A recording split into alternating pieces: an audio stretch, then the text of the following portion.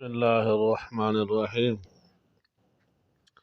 آج کا سبق حج بدل کے ضروری مسائل۔ حج بدل کے صحیح ہونے کی شرط یہ ہے کہ حج بدل کرانے اور حج بدل کرنے والا دونوں مسلمان اور عاقل ہوں۔ دیوانہ یعنی فاضل کا حج صحیح نہیں ہے۔ ہاں، اگر وہ حج واجب ہونے کے بعد جنون لاحق ہو جائے تو اس سے کسی کو حج کے لیے روانہ کرنا درست ہے۔ کسی کی طرف سے نفلی حج ادا کرنے کے لیے شرط یہ بھی ہے کہ حج بدل کرنے اور کرانے والے مسلمان عاقل صاحب شعور ہو اور حج کی اجرت نہ لی گئی ہو۔ اگر کوئی شخص کسی کی طرف سے حج بدل کرنے کے لیے گیا اور وہیں پر قیام کرنے کے بعد اگلا حج کر کے واپس آیا تو واپسی کا خرچ تو بھیجنے والے کے ذمہ ہوگا، لیکن قیام مکہ مکرمہ کا خرچ خود دوسرا حج کرنے والا اپنے پاس سے کرے۔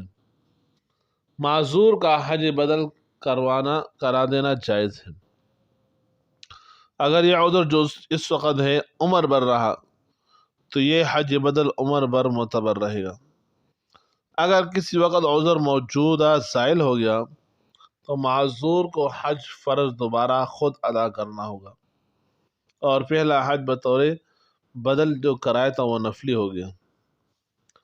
جو شخص تمام زندگی قید میں رہے اس کی طرف سے حج بدل جائز ہے، لیکن قید سے رہائی مل جائے تو فریضہ حج اس کے ذمے سے ساقط نہ ہوگا، یعنی دوبارہ حج فرض ادا کرے گا۔ جو پیروں سے معذور ہو گیا ہو لیکن اتنی استطاعت ہے کہ اپنے ساتھ اپنے خرچے پر ایسے آدمی کو حج کے لیے لے جا سکتا ہے جو اس معذوری میں اس کی مدد کرے، تو اس پر خود حج کرنا تو فرض نہیں، لیکن حج بدل کر دینا ضروری ہے۔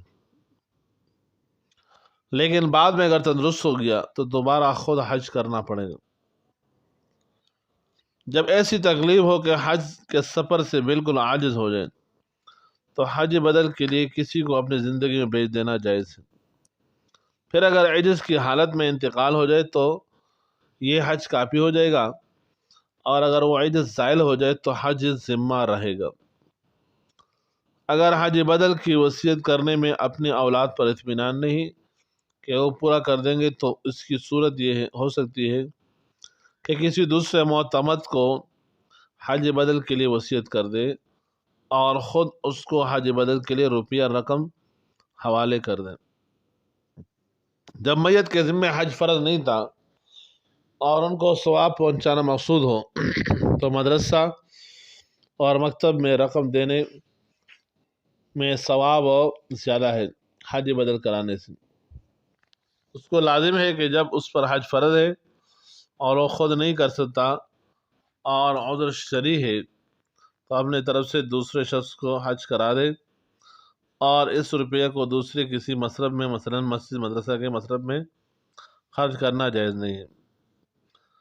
حج بدل کرنے والا اگر خلاف ورزی کرے، یعنی حج بدل کرنے والے پر لازم ہے کہ عامر یعنی حج بدل کرانے والے کی ہدایت کے خلاف کوئی کام نہ کرے، اگر خلاف کیا تو اس کا حج بدل ادا نہیں ہوگا بلکہ یہ حج خود مامور کی طرف سے ہو جائے گا، اور اس پر لازم ہوگا کہ اس عامر کی رقم جو اس حج میں خرچ کی ہے اس کو واپس کر دیں۔